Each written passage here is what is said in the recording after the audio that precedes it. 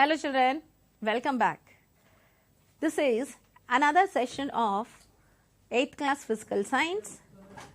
The topic what we have discussed earlier was some natural phenomenon. So children, in the last class we have studied that there are two types of charges. One is positive charge and the other one is negative charge. We have also studied how are these charges getting transferred from one body to another body, and what happens when these charges are getting transferred. So, we have to study in this lesson what is lightning, why this lightning occurs. Welcome back to the lesson some natural phenomena.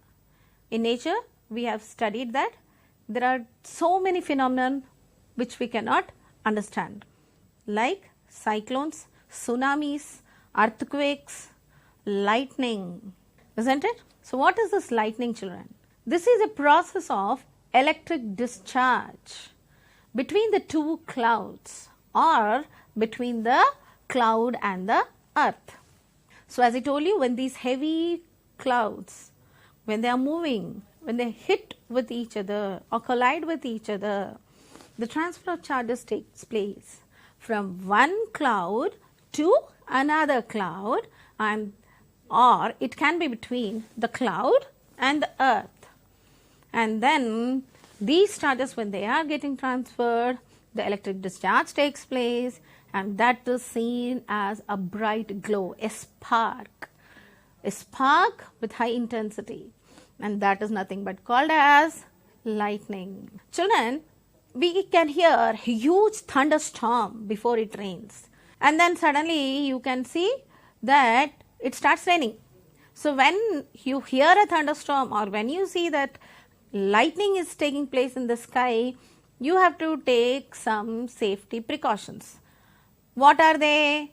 Which is a safe place to protect yourself from this lightning?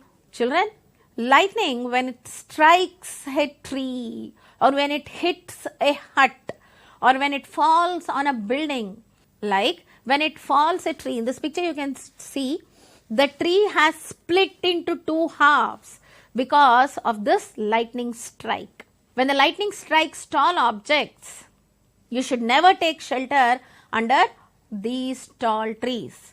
So which is a preferable space? Not under a tall tree. You should move away from the tall objects. Then what are these lightning safety precautions what we have to take?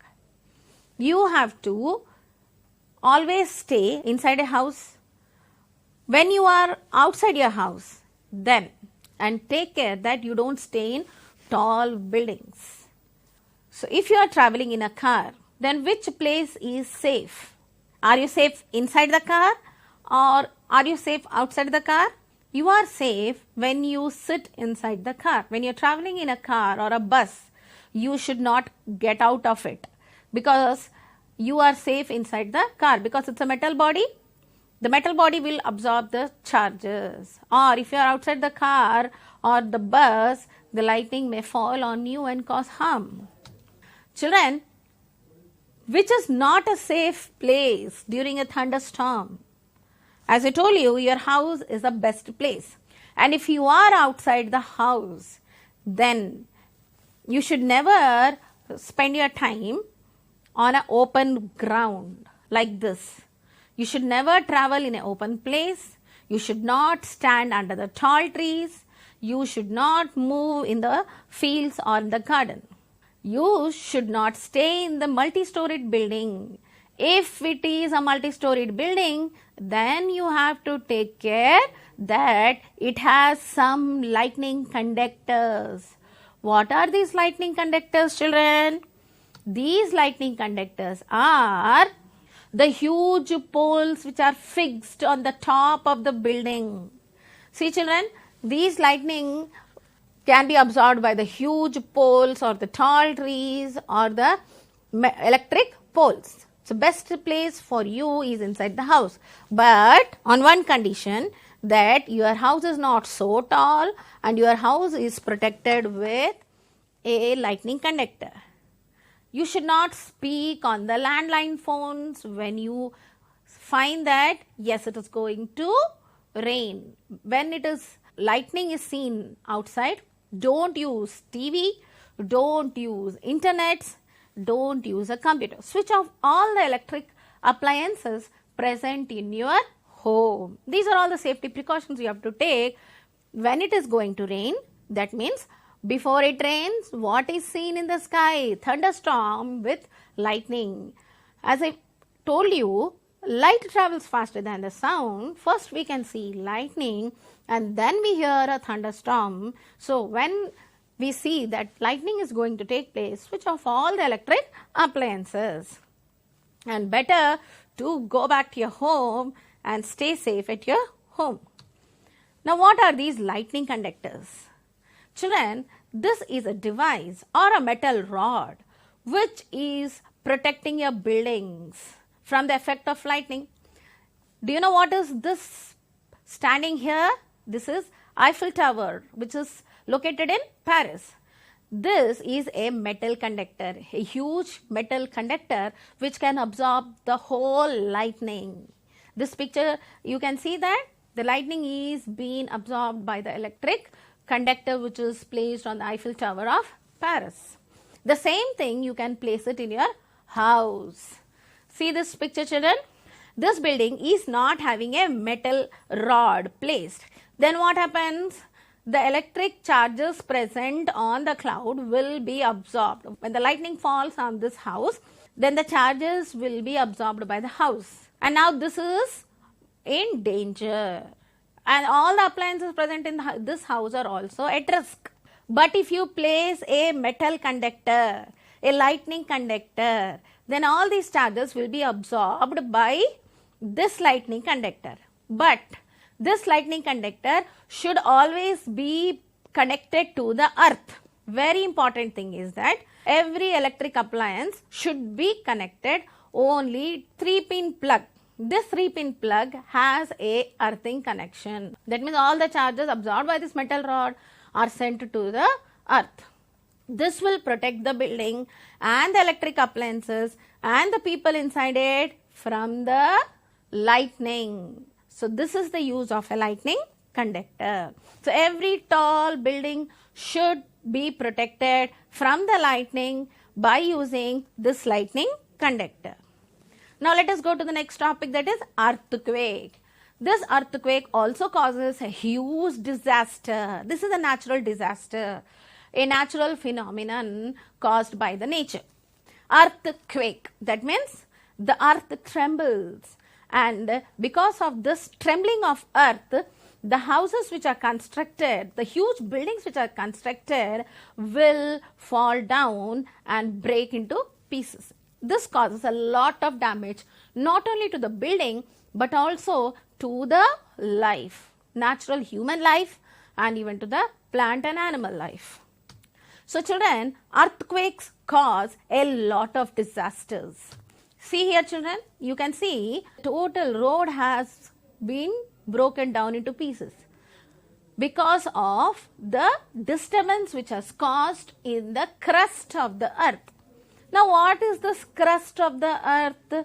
This picture is from Nepal. The earthquake has caused a lot of damage in the past years. So first we have to study about the 3 main parts of the earth. This is the picture of earth. Outside it is blue because it is covered with water. You can see so many continents here. Now inside when you go, the top layer of the earth is called as crust. The topmost layer is crust. The second layer is the mantle, and the innermost layer is called as the core. Now this core is again of 2 types, the outer core and the inner core. Children, the crust has mountains, trees, rivers, seas and oceans.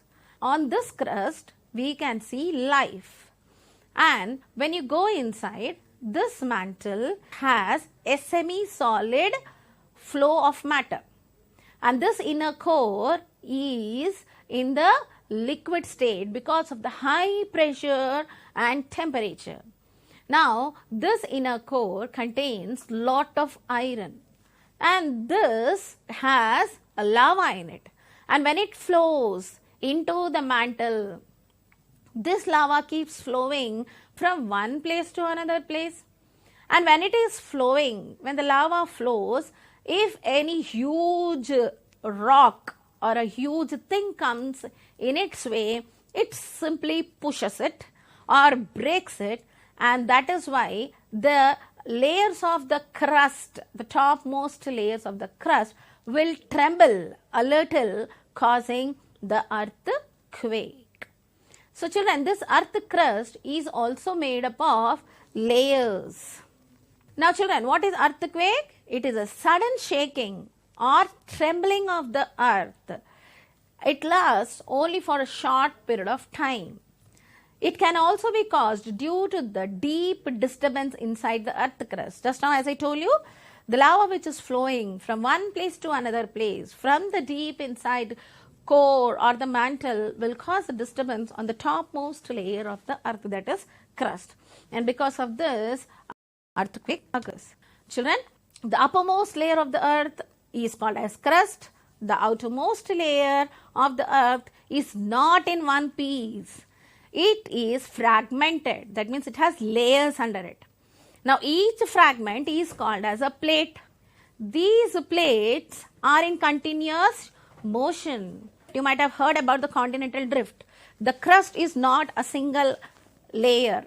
It actually was a one piece of land, and this tectonic plates, they keep moving from one place to another place, and because of that, one single continent which was seen many millions of years ago now is broken into different continents, and even now these tectonic plates are moving away from each other. Now, when they brush past from one another, or a plate when it goes under another plate, due to collision, they cause disturbance in the earth crust. And it is this disturbance that shows us as an earthquake on the topmost surface of the earth. However, most earthquakes are caused by the movement of these tectonic plates. Now you can see these are the different layers present in the earth's crust. One plate can go above another plate, or one plate can brush against another plate like this. And because of this, the topmost layer of the earth crust can tremble or shiver, causing earthquake. I hope you understood what is earthquake now, children. These are the topmost layer, and these are the different plates present under the topmost layer. These plates, they keep moving, or they keep pushing each other, or they keep brushing each other, and thus the topmost layer shivers, causing the earthquake. Now children, in India we have some weak zones. What are these weak zones? They are also known as fault zones or seismic zones. Children, in India, mainly in North India, we have many places like Kashmir, Western and Central Himalayas, because we can see flow of lava under these mountains. The whole of Northeast, the run of Kutch, Rajasthan, Indo-Gangetic Plain, these are all the places which are called as weak zones. That means we can see earthquakes more frequently. In South India also, there are some areas which are falling under the danger zone. Now see this map, children. Our India is divided into zone 2, 3, 4, 5. Children, about 59% of the land area of India is liable to seismic hazard damage. So, zone 5, very high risk zone, the area liable to shaking intensity. Now, orange color zone, the whole northeast part, as I told you, is a weak zone. Here, run of Kutch, as I told you, in Gujarat is a weak zone, and few parts of Himalayas, they are falling under zone 5. Now, zone 4, high risk zone, intensity 8. What is this intensity? We will be learning about it, children. Now see this light orange color parts. Here in Maharashtra, here in the northeastern part and in the northern part of India. Like we can see in Jammu Kashmir and even in the Uttar Pradesh also. Now zone 3, moderate risk zone with an intensity 7. The yellow color parts. These all yellow color parts of India, they fall under the zone 3. Few parts of Andhra Pradesh and few parts of Telangana, they fall under zone 3. Now zone 2, low risk zone. Now this blue color part falls under zone 2. Children, let us see some cities and the seismic zones. Agra and Ahmedabad, they fall under zone 3. Amritsar, Bhuj. Amritsar falls under zone 4. Bhuj falls under zone 5. Calcutta and Calicut, it falls under zone 3. Chandigarh falls under zone 4. Do you remember, as I told you, zone 4 and 5 are at high risk. So our Bhuj, that is in Gujarat, it is at high risk. And even Amritsar and Chandigarh, they are also at high risk. Mumbai, Pune, they fall under zone 3. Bangalore and Hyderabad are the safest places. Chennai falls under zone 2. Delhi, it falls under zone 4. Guwahati, Srinagar, Kohima, it falls under zone 5. Again, Delhi and Guwahati, Srinagar, Kohima, they are at high risk. So these are all the seismic zones and the cities which are falling under seismic zones. So children, I was telling you about seismic waves. The tremors which are produced under the earth crust, they produce some waves. These waves, they spread over a few kilometers of area on the surface of the earth. Like if you just drop a stone in the surface of water, what happens? Around the stone where it has fallen down, there you can see waves forming, water waves. The same way, inside the earth, when there is a disturbance caused, that disturbance is traveling up to few kilometers away from it in the form of waves, and those waves are called as seismic waves. Now these seismic waves can be captured and then we can predict that there is going to be a earthquake. How can we detect these seismic waves? By using some instruments. Like, so children, the scientists who are working on these seismic waves are called as seismologists. They have two main devices to measure an earthquake. In this picture you can see the two tectonic plates, they are moving away from each other. It can be in these three ways: up and down movement or lateral movement. Any of this movement of the tectonic plates can cause earthquake. Now this will produce seismic waves, and these seismic waves can be recorded by either a seismograph or a seismoscope. These are the two main devices which can be used to detect the seismic waves, and we can predict the people living in that particular area can be saved. They can be brought to a safe place by predicting the earthquake. Children, this seismograph is a machine which can detect or measure the seismic waves caused by the earthquake. In this picture, if you see, it has a stylus or a pen which is suspended. Now, because of the movement of this, on a white paper you can see there is a graph recorded. So, the instrument is simply a vibrating rod or a pendulum. It has a pen attached to this pendulum. Now, this pendulum records the seismic waves. It has a graph paper under it. On this graph paper, a graph is drawn. Now, by studying these waves, scientists have constructed a complete map of the earthquake. The seismic waves can be recorded and then we can predict the earthquake. The intensity of the earthquake can be predicted. Now, this is another instrument, Seesmoscope. It is an instrument that measures the occurrence of time or the occurrence of an earthquake. Children, you can see tall tumbler, and again these are all the frogs which are surrounding this tumbler. You can see the mouths of the frogs are open. Children, this is an instrument. It resembles a wine jar. It is 6 feet in diameter with the 8 dragons positioned face down along the outside of the barrel, marking the primary compass directions. In each dragon's mouth was a small bronze ball.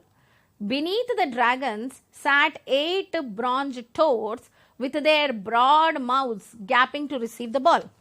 You can see these are all the dragons. They have balls in their mouths. And these are all the toads or the frogs which have their mouths open. So, when this wine jar, it trembles or shivers, the ball of the dragon will fall into the mouth of the frog. This will detect the earthquake. So, when an instrument sensed an incoming seismic wave, one of the ball would drop and the sound will alert the observers to the earthquake, giving a rough indication of the earthquake or the direction of the origin. Now children, this is a seismometer. Now this seismometer also will tell us that whether the earthquake is going to take place, and it also tells us that the intensity of the earthquake. What is the intensity of earthquake measured in? It is measured in the Richter scale. So Richter scale E tells us how much is the intensity of the earthquake which has taken place. Now children, let us study about the Richter scale. The power of an earthquake is expressed in terms of a magnitude on the Richter scale. The destructive earthquakes have magnitudes higher than 7 on the Richter scale. So children, the earthquakes which have caused a lot of destruction mainly fall under the category of more than 7 Richter scale. That means if the earthquake has an intensity of 7, that means it will cause a lot of damage. Now how are we going to know that the intensity of that particular earthquake was 7? By the seismometer. Now the power of an earthquake is expressed in terms of magnitude on Richter scale. So the destructive earthquakes we have seen, they have higher than 7 Richter scale. Now see the magnitudes and the earthquake effect children. 0 to 2 if Richter scale cannot be felt by the people. If the magnitude of the earthquake is 2 to 3 Richter scale, then it can be felt a little by the people. And if the magnitude of the earthquake is 3 to 4 Richter scale, then the ceiling lights will swing.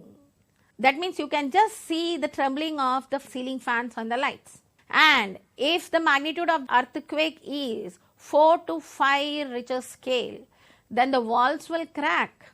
And if the magnitude of the earthquake is between 5 to 6 Richter scale, then the furniture starts moving. And then if it is above 6 to 7 Richter scale, then the buildings will collapse. If the magnitude of the earthquake is between 7 to 8 Richter scale, then you can imagine what will be destroyed. The buildings get destroyed, the roads will cracking, and if it is above 8, then a lot of destruction takes place. The huge buildings and the bridges and the roads will start cracking.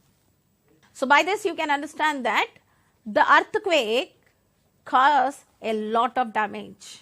So it can be measured by Richter scale, by using seismograph or seismoscope. You can predict the earthquake, take the people to a safer place, and you can protect them from the damage. So this is a picture from Nepal. Children, here you can see the disaster caused by the earthquake. The huge building, the 4 to 5 storied building also, they have fallen down because of the trembling seen on the earth crust.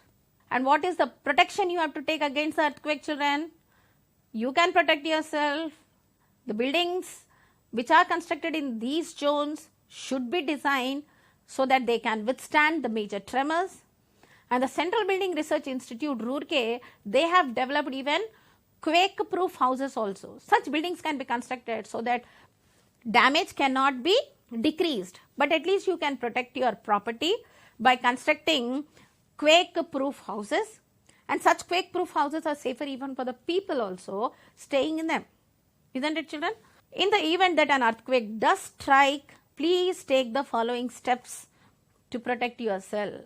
If you are inside the home, take shelter under a table and stay there till the shaking stops. Why? Because if the furniture is going to fall, it will not fall on your heads. It will just fall on the table, and thus you can protect yourself.